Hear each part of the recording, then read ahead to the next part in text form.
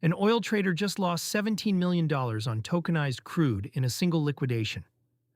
Sometime around Trump's national address threatening to hit Iran extremely hard, a single anonymous trader on Hyperliquid watched $17.17 million evaporate from a leveraged position on BRENTOIL-USDC. Brent crude jumped 5% to above $106 on the speech. The position got margin called and liquidated. It was over in minutes. This is the second time in under 30 days that oil has produced the largest single liquidation event on a crypto-native venue. $403 million wiped across 137,000 traders. The broader damage was not limited to oil. Across Hyperliquid, 137,031 traders were liquidated for a combined $403 million in the 24 hours following Trump's remarks. Longs took the worst hit at $234.6 million versus $168.7 million for shorts. A concentrated 4-hour window around the speech alone accounted for $153.7 million. Ether led total liquidation volume at $104.5 million. Bitcoin followed at $98.3 million. Tokenized oil came third at $46.6 million, ahead of every other crypto asset on the platform.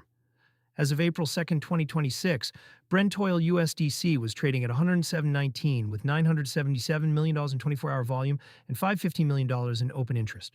For context, the broader crypto market was already sliding. Bitcoin sat at $66,645, down 2.5% in 24 hours and 6.2% over 7 days. ETH sat $2,050, down 2.7%, and SOL at $78.94, down 5.3%. The Fear and Greed Index read 27, firmly in fear territory. Traders who had positioned for a ceasefire, going long crypto and short oil, got hit from both directions simultaneously. Why tokenized crude keeps producing the biggest blowups? The pattern is worth examining. Oil on Hyperliquid is not a sideshow anymore. BRENTOIL-USDC carries more open interest than most mid-cap crypto perpetuals, and its 24-hour volume, 977 million, would rank it among the top 5 most actively traded contracts on the platform. What makes oil liquidations particularly violent is the geopolitical binary risk.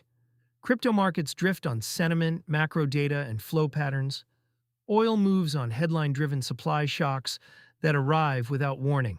A presidential speech, a military strike, a tanker seizure in the Strait of Hormuz.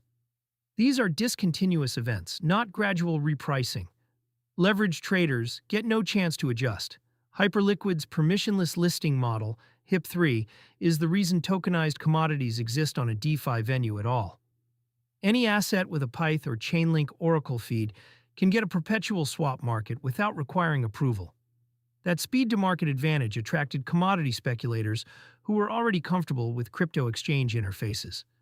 But it also means there is no circuit breaker, no limit up, limit down, and no exchange-imposed position limits, of the kind that CME enforces on WTI futures. The ceasefire trade unwind.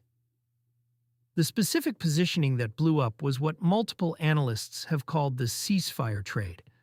Long crypto, short oil, on the assumption that de-escalation in the Middle East would send oil down and risk assets up.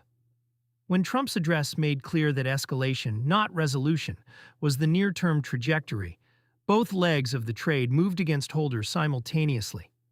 This is a structural risk that DeFi commodity markets inherit from traditional macro trading but amplify through higher leverage availability and 24/7 market hours. CME oil futures close on weekends. Hyperliquid does not.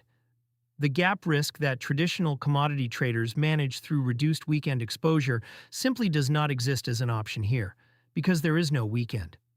What $515 million in open interest means for DeFi, $500 million in open interest on a single tokenized commodity contract would have been unthinkable 12 months ago.